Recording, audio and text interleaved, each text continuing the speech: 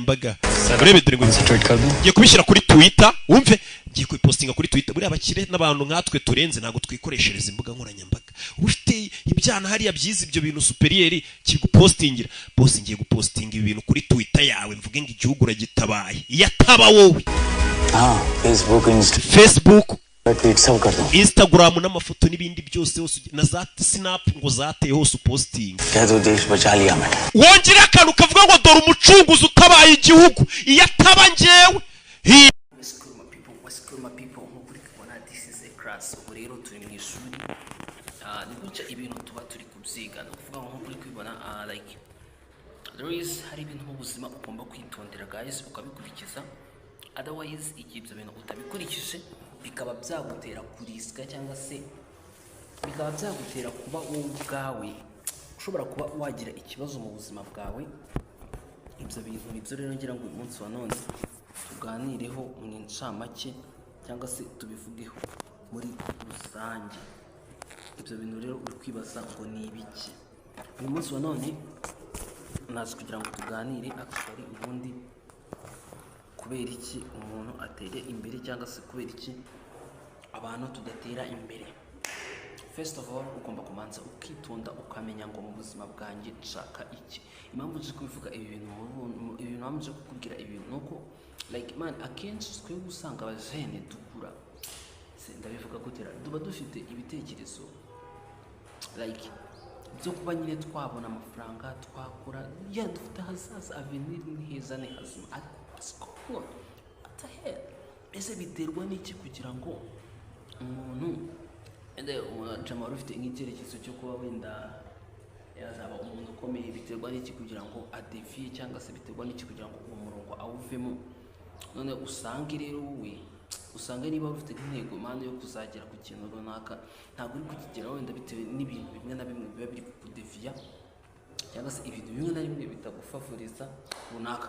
Urugero wenda like uri kwishinga nka life y'umuntu anaza turi muri life nziza tuba tubona buri kimwe cyose byoroshye nk'uko hari n'abandi bantu tuba tutafite n'ikintu tubona just ukaba ari gutya turi tu that nta mafaranga swat nta kindi kintu ufite uraho gutyo gusa nyine tu just rero ugomba kwimenya ukamenya ngo ngiye ndashaka iki ejo ese ubuzima bwanjye ejo hazaza ndi guharanira iki kandi abantu ukarenga kwishinga abandi maybe akanya bishobora kuba bitarakunda ariko umenya neza reka ubwire agakantu kandi ukitondera niba akanya bitaremera no ndi kubyumva n'impamvu zawe gutanga amagri review ndi kwemeranya nawe ariko zirikana ko uyu munsi ushobora kuba bitari gukunda bishobora no kuba umunsi ushobora kuba nta mafaranga ufite ntaki ariko mani who knows bro ejo ushobora kuba ufite amafaranga ibintu byose uri kubona uyu munsi byanze bro ejo bishobora kuba byemeye ejo ugashobora gufatwa man you see uyu munsi umuntu arakora abakora avuga ati man njye uyu munsi yari aho ndi ejo hari aho nshaka kugera. Ntabwo gutsinda cyangwa se ntabwo kugera ku ntego zawe uzayibona muri one day ntabwo ushobora kubona umunsi umwe ntabwo bibaho. Niyo mpamvu ugomba ugakora ugakomeza ugakora kandi akaba ari nako uri gukora utegereje man ibyo nibyo bigufasha kuba wakwatchivinga goals zawe cyangwa se ibyo bigufasha kuba wagera ku ntego zawe. Uti rero niyo mpamvu uyu munsi naje kugira ngo tuganire kuri kano ka video mostly abajene muri ino minsi twebwe hari ibibazo turi guhura nabyo. Ibibazo ndagira ngo mubyitondeye muzumve n'ibibazo bimeze bitya. Ikibazo cya mbere mu buzima bwawe ntabwo uzi ngo ushaka iki. Ubuzima bwawe ntabwo wari wamenye ese ejo ko ndi hano uyu munsi ejo nzaba ndihe. Niba rero wishaka akanya ukaba utarabasha kwisobanukirwa ngo ubashe kuba wamenya ngo niba uyu munsi ndi hano ese ndi kuhakora iki ese niho nakabaye ndi ntabwo uzigera umenya ngo ejo icyo uzaba ugomba kuba uri gukora. Niyo mpamvu akenshi usanga nyine umuntu aba mu buzima ariko ukabona nyine life ye ni sinuzoido byumva sinuzoido ibyo bintu bihora bigenda gutya no ugasanga the purpose of your life cyangwa se intego y'ubuzima bwawe who knows nta vini ufite ntabwo nta cyerekezo ufite. That's what kills man. Ibyo nibyo biri kutwangiza nowadays. twe nta ntego z'ubuzima dufite, nta cyerekezo, nta papasi, wowe uriho uburyo gusa, uraho uburyo gusa, nyine niko umeze umunsi nta. Ariko ibyo ngibyo nawe natwe twese tuzi ukuri Imana. Niba hari ikintu ushaka uzi ko ugomba kugira icyo utanga muri izi, nta kintu cy'ubuntu kirimo. Niba hari aho ushaka kugera, niba hari revo ushaka kuvaho, hari revo ushaka kugeraho, hari icyo ugomba kwigoma. First of all, ikintu cya mbere buriya uzigoma umwanya. Wigome umwanya wawe, uvuga uti hari ikintu nshaka gukora aka kanya, uyu munsi niba ndi kugikora, maybe ko aka kanya bitari gukunda ariko ejo bizeme. Ubundi niko ka aspect ka mbere mu buzima tu.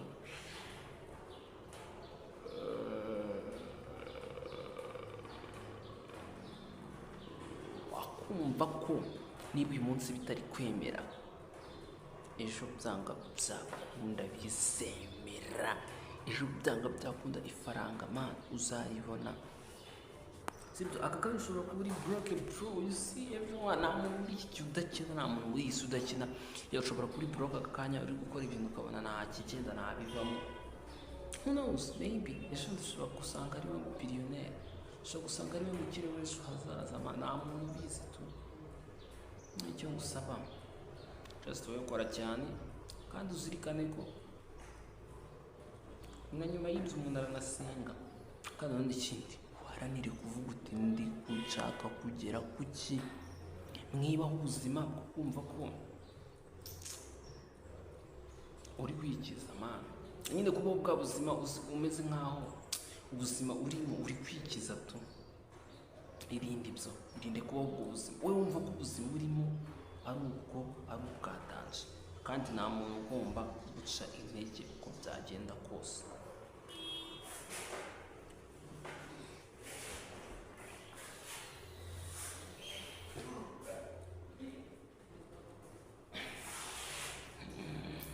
Yo, my peoples, I love you.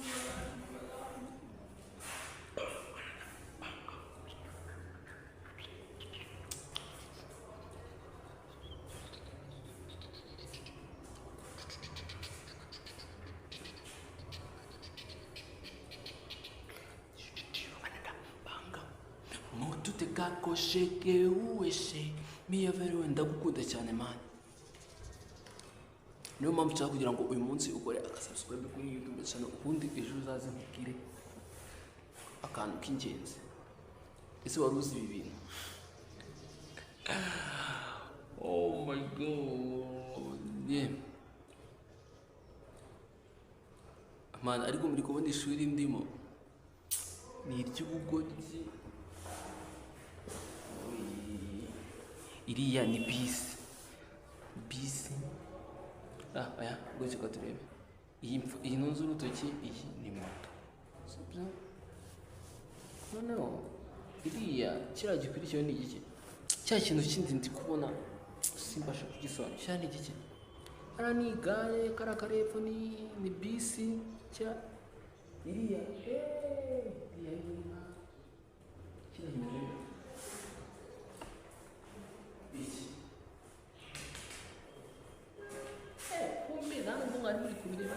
iriya ni imbwa roshokosho. How do you call imbwa? Buriya tuyita ngo iki mu cyongereza? Imbwa ni dog mu cyongereza, noneho mu gifaransa kosho ni ingurube. Nari mbyishe. Imbwa ni dog ibyo mu cyongereza. Ibyo ngibyo hari umuntu utabizi, ni ngombwa ko nirirwa mbibabwira? Wapi, ibyo ngibyo byo ni ibintu muzi kuri imbuga.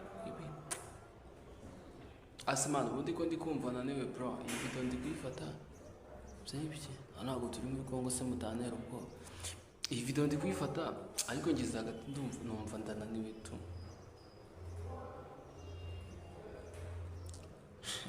Ubundi mba nibaza mu myaka nk'itanu cyangwa se imyaka 5 iri imbere, ubundi nzaba ndi najya hari igihe ntekereza nkavuga ni se wallahi uyu ni njyewe ninde muri no minsi ndi no kuba inzobe. Uzi ko navuye mu rugo ndi Kikaramana, muri iyi minsi ndi kugenda mba inzobe wallahi. Uyu munsi rero twize spam seri, twize biology yo mu wa kane bana. Uyu munsi ahantu ndi ni Rubavu ku kigo bita Saint Nazare. Iyo ni activity yanjye y'uyu munsi tu. My school, my family, my father, my mother, my grandmother, my daughter, my sisters, everyone who knows.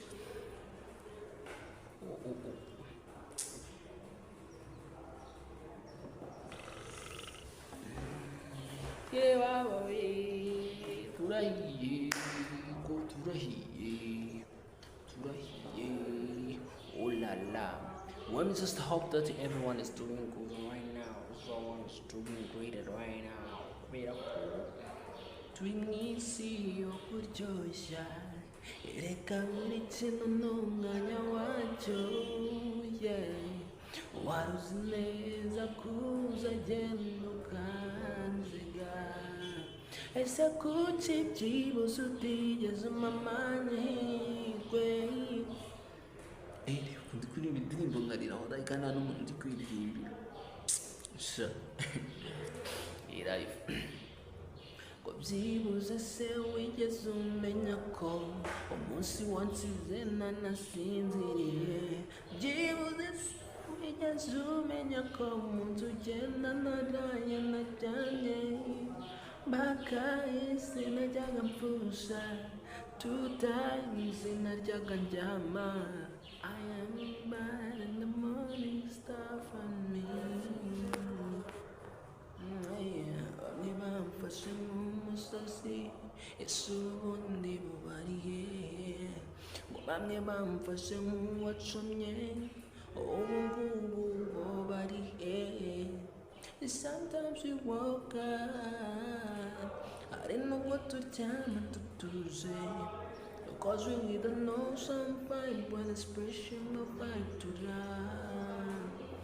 Yenjye nawe tujyana akaguru ko kandi umutima uri somo.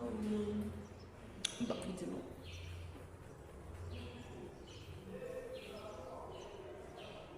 something great Afrobeat. Waruzi nako nanjye nari nkuzi, but we friends, we share, we made, we love each other. Naragukunze kandi nanjye warankunze, but so we friend, we give, we hold, we love each other. Umutima n'urukundo, we got love for two. Everyone is loved that, but you know that I'm so special. And you know bavuga ko iby'urukundo bihinduka impamo, 'cause I'm bad guy. You, 'cause I'm bad guy. Yo, hari nubwo njye numva, hari nubwo shawe wajya mbeshya, gusa sinabihaye umwanya, gusa sinabiteza umwanya. I know sometimes ikitari cyawe urakireka, utari wawe uramupama, ukunda icyana uragikaza byo. Sometimes I feel like telefone yanjye kuko ashyushye cyane.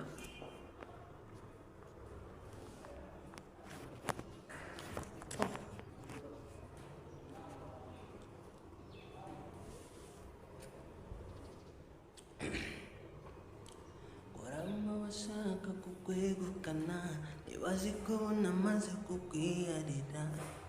Ukwiribya mirenge bitari njye, nuko niko zabamenya zibivuga. Narabama bashaka kukwegukana, ntibazi ko ubu namaze kukwiyarira. Yeah. Aswenya ndihaba, nabonwa imihanda, ngukonda ndifana. inzira amin give me time Jack na roast ani kujya wumva nyituza i Rwanda no Africa ngo nivuze byakwitwa kwikina ngo yego sindishyashya nananije njye sindabeshya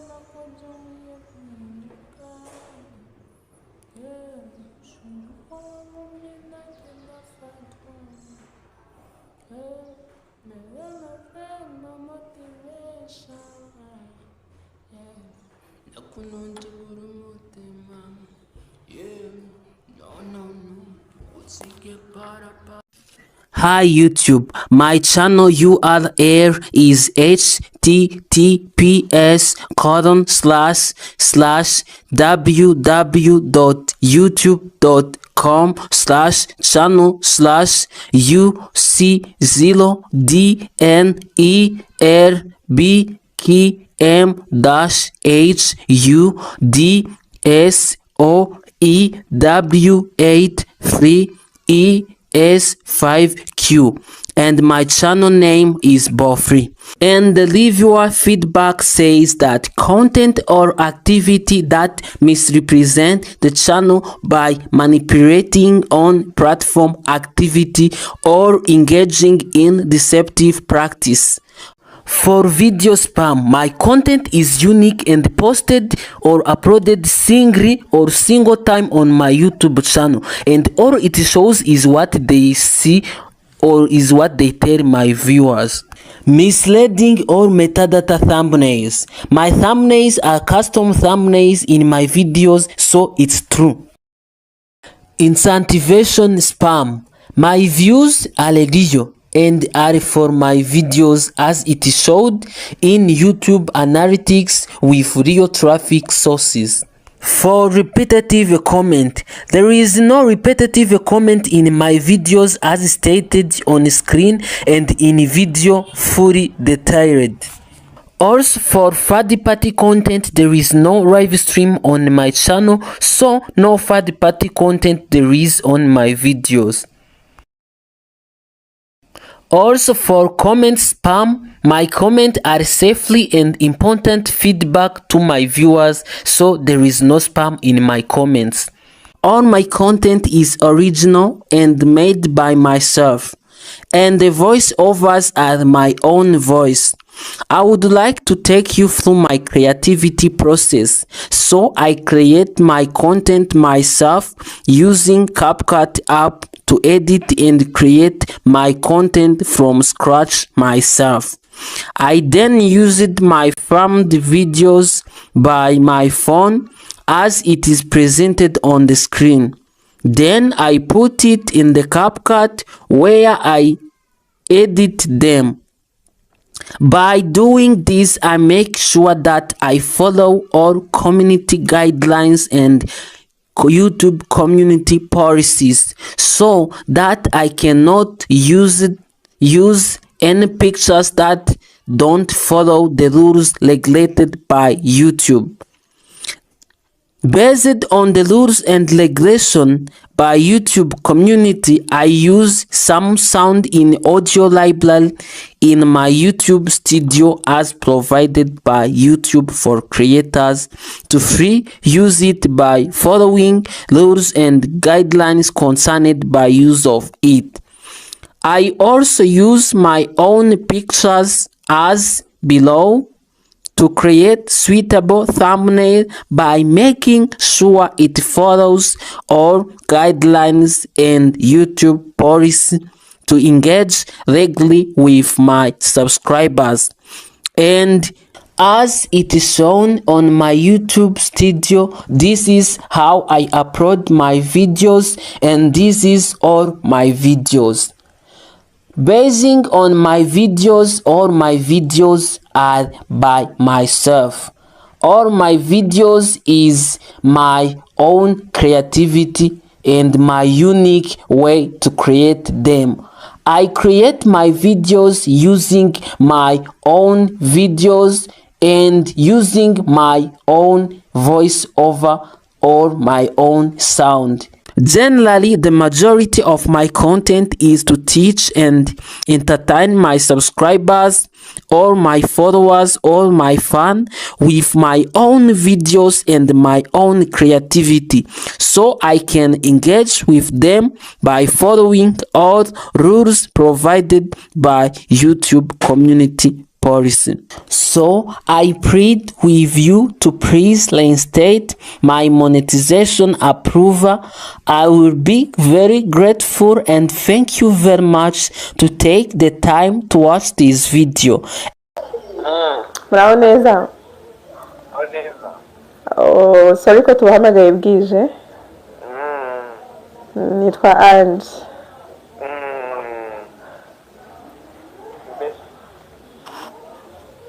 Murakoze cyangwa twavugana? Nashatse kubakorera plank iri seriye cyane. Cyane iri seriye cyane ariko mbona. Gana Ange. Ya.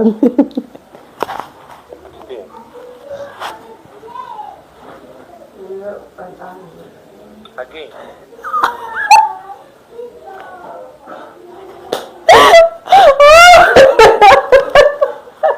Mungu. Akayasi kubenye gute.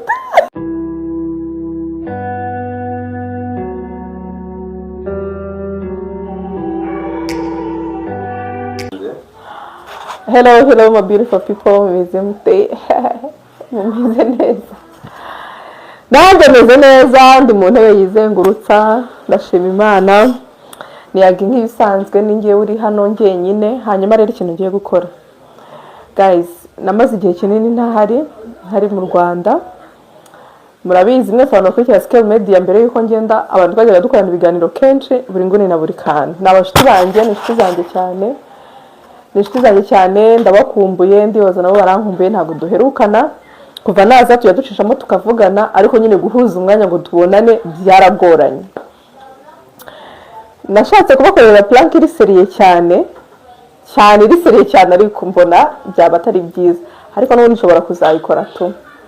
Hanyuma nza kuvuga ati uko byagenda kose ntabwo nshobora guhura nabo nta kintu ndabakorera, kandi ndabakumbuye kabisa, tugomba kubonana vuba. Niyo mpamvu ngiye kubakorera plank gatoya tukadiringa business, nako murabyumva uko ngiye kubigenza. Hanyuma numve nimba iri buze kubafata, ndakoresha indi nimero, ariko numve ko nibura bari buze kumenya bakamenya ko ari njye, cyangwa se turi buganire business bikagera kure. Nyuma haza akavuga ati niyagi mwahiye. Reka tubahamagare, ndashaka ibintu beshya, dore saa yine zirageze burije, ariko ndashaka ibintu mbabeshya ku buryo bumva ko nyine burije, ariko it's fine. Ngiye kubikora, ngiye kubahamagara, reka ndikumva buri kantu yashobora guhita amenya. Aho reka mpamagare buri nguni, kuko buri nguni ahora hejuru. Ashobora kudahita amenya ngirijwi ni iryande. Let's go. Hari n'igihe rwose nshobora kubabura nkasanga bigiriye nko mu kabari. Reka tubahamagare twumve. Ibintu bya prank, ibintu bya surprise byose bituma umuntu umutima umurya, guhunga umutima uri kundya. Ese ndababwira ko ari muri Toyota. Harya handi Karuma ni muri Toyota harya. Mu Kagera. Buri nguni ntabwo ari kwitaba, bari mu biki w'amana we. Buri nguni nari mbizi ko kumubona bibuze kugorana rwose. Okay. Kamamagare buri kantu. Siri bari baye. Abantu bakora business ntabwo bahamagara inshuro ebyiri. Uwo mwanya se tuba tumufite. Ino ufite ya 09. Alo. Muraho neza. Oh, sorry ko tubahamagaye bwije. Nitwa Ange.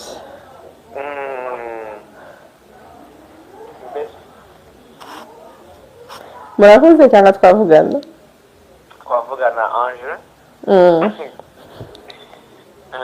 Ya.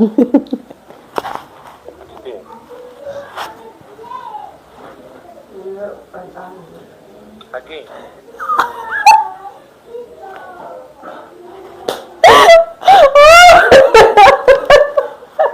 uri nguru iyo akayasi umenye gute basi nimero zawe usundaye basi nguki ko nayo bwa mbere yigize mu byiga by'ubikoze ubishaka ntiwamagaze nimero yanjye sha nta muntu mfite hano nimba nkwamagaje nimero yanjye uri hese mpamagare nimero yawe mani umeze uteze cyane neza nari ngize ngo wumve ko ari umuntu ugiye kukubomboza ariko ijwi ryawe kutadimenya ntabwo nayo nayibuza iyo nkoresha indi nimero yo gutumenya mwese ubu tuzabonana gute mwana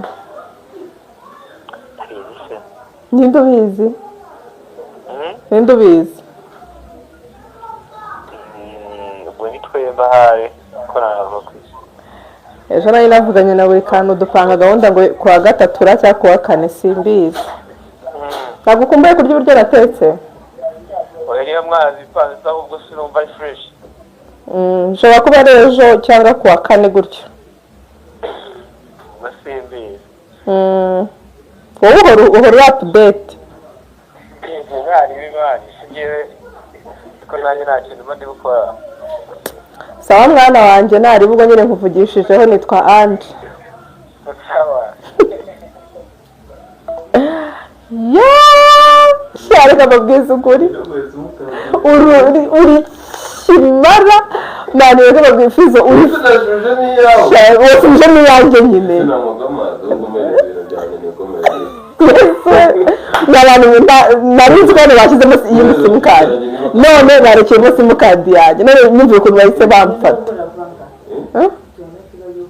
byarangiye n'ubundi ubu ngubu oya sha yahita abimenya bari kumwe ndabyumvise bari kumwe yahita abimenya so niyo ubona akoresha indi nimero yahita abikeka yahita abimenya ko nyine umva reka mbabwize kano kantu ugiye kukaplodinga uko akareshya kose ngiye kukaplodinga ariko uko byamera kose nari naranze kubakorera prank iri seriye noneho mpise nyipanga nzayikora kandi izabafata uyu munsi nditwitse nako kameramani arantwitse sinange witwitse ibintu bimbaye ariko njyewe nditwitse gute se njyewe nashatse gukoresha agatelefone gato urabyanga ahubwo wowe niwe wabiteye ukabitera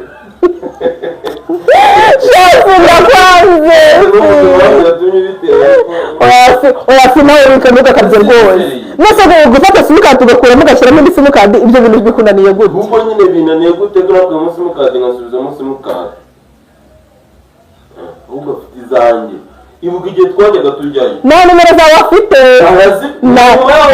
simukadi ariko ni iyanjye kandi abimbwiye ngo mpamagaje nimero yawe amafaranga ureba nyine yanditseho agiripine bro gato uyimubeshyira harya none nahise kumva reba nka momo cekinga momo muturere ko atari iyawe harya bareba nimero gute nimero uyareba momo urushyamo ibanga rikaba ariko ni nimero yanjye singiyi reba screenshot nicyo kibazo izi screenshot shafi saa saba z'amanywa fi ubu uri kuvuga ngo ndamakano fi nabona ibintu nkoreye unyicaye plank ariko nta kundi shareka nkubwize ukuri rusiyeho ruzanyura iyi plank nari nshatse kuyoroshya nkayikora nicaye hano mu nzu bikarangira ariko buri nguni na buri kantu ntabwo birangiriye hano buri nguni ikibazo nuko bazakibona mbere ya nta kibazo oya njya kubipanga vuba Bravo kukigana tuzagisha. Oya nubwo cyasohoka ntaribi. Niba kibona. Neza hari uwo menye n'ibyo nagiye kubabwira. Plaka nagiye kubabwira n'ibyo sinigeze nyivuga. Wabivuze. Ntabwo navuze yariyo. Yawe cyasi navuze yari. Bashobora kuba bagiye kwitegura. Naribi mani. Ntabwo bayikeka plaka nagiye kubakorera ntabwo bayikeka. Ubwo uzasubiramo. Nzayisubiramo ariko nta kundi Imana unteye umutima mubi undangirije umunsi nabi urandihirije fi. Basi windakare.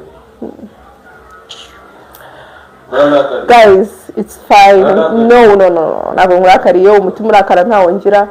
Gusa nyine nta kundi ndahiye n'abantu mwe murabibonye. Rero ko ndavuga ngo yo ndapfuye neza. Ariko nta kibazo ntaribi. Ni skenge byacu nk'isabu gusa nabwira iki kindi. Nta kindi nababwira ariko guys, ikintu ngenda kubasaba.